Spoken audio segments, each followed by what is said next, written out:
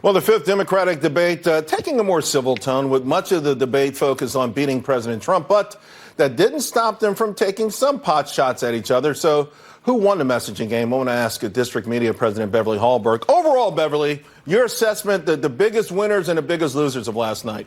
I don't think there was a clear winner because nobody really stood out. I do think that there was a clear loser, though. Joe Biden had a rough night last night, Charles. Even before the event even happened, the debate even happened, he had sent out an email to his supporters saying, "So, did I make you proud? How did I do?" And of course, he hadn't even taken the debate stage. And then he had some very poor word choices in the debate, talking about domestic violence and how we need to fight against that, and saying about that we need to keep punching it. So Joe Biden continues to be a gaffe machine, and I think that while he's still doing well in the polls, it makes people wonder whether or not he's really up to the challenge. I'm going to share that with the audience because I don't think everyone watched the debate last night. You've got to see this for yourself, folks. This is what Beverly's talking about. No man has a right to raise a hand to a woman in anger other than in self-defense, and that's rarely ever occurs. And so we have to just change the culture, period, and keep punching at it and punching at it and punching at it.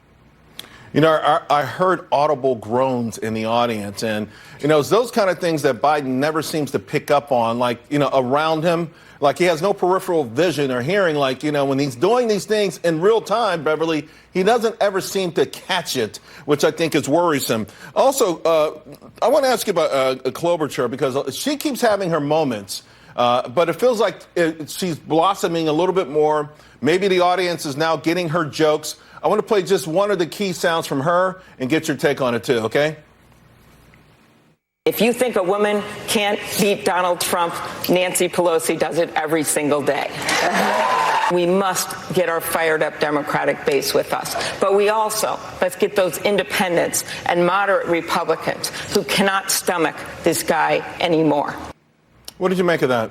Yeah, she had a really strong night when it came to messaging. I thought that she did play the female card a little bit too much. I think that line that she had about Nancy Pelosi worked really well. But she started talking about whether or not women have it harder in politics than men, taking on Mayor Pete. In reference to that, I think she should be careful with the female card because just look at Hillary Clinton, whose motto was, "It's her turn." I think people are happy to vote for a female if they agree with the policies, but not just because they are a female. But one other thing that Klobuchar was known for, especially on Twitter last night, there was a lot of discussion about her movement seeming to shake when she was on camera and when she was speaking. Some were saying she appeared nervous or she had some health concerns. But that was one of the things that she was trending on. But I thought messaging-wise, she came out really strong last night. I've got less than a minute, so I got to get the winners from you.